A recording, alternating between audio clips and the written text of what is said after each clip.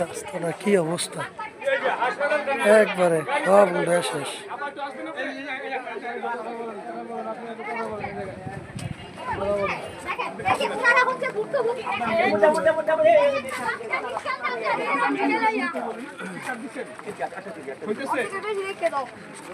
বন্দর থানার মা বাপ কোথায়?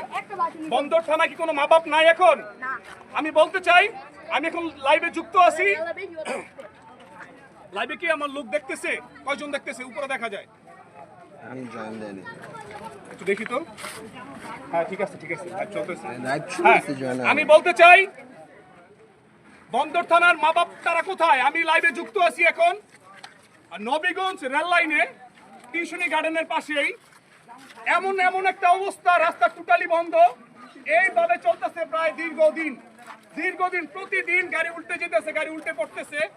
এটা দেখার কেউ নাই, বন্দর থানার কোনো গার্ডিয়ান নাই, আমাদের দেখার, আমাদের সেবা নিশ্চিত করার কোনো ব্যক্তি নাই। তারা কোথায়? তারা কোথায়? আমজনতার সেবা যে আপনারা নিশ্চিত করবেন না, তারা কোথায়? আমি বলতে চাই, এই বন্দর থানার যে বড় বড় লিডিং পর্যায়ে নেতারা আছেন, যারা সামনে নির্বাচন করবেন, ইলেকশন করবেন, তারা কোথায়? তারা কোথায়? তারা কি জনসেবা নিশ্চিত করতে চান না? তারা দ্রুতভাবে লাইভটি শেয়ার করবেন। গুরুত্বপূর্ণ একটা বিষয় নিয়ে আসছি আজকে বন্দরবাসীর জন্য। দ্রুতভাবে লাইভটি শেয়ার করবেন।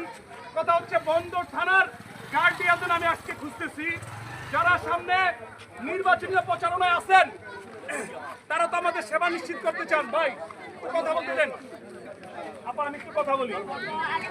আমাদের সেবা যারা নিশ্চিত করতে চান, আগে বলতে চাই, ফিনিশ আসে।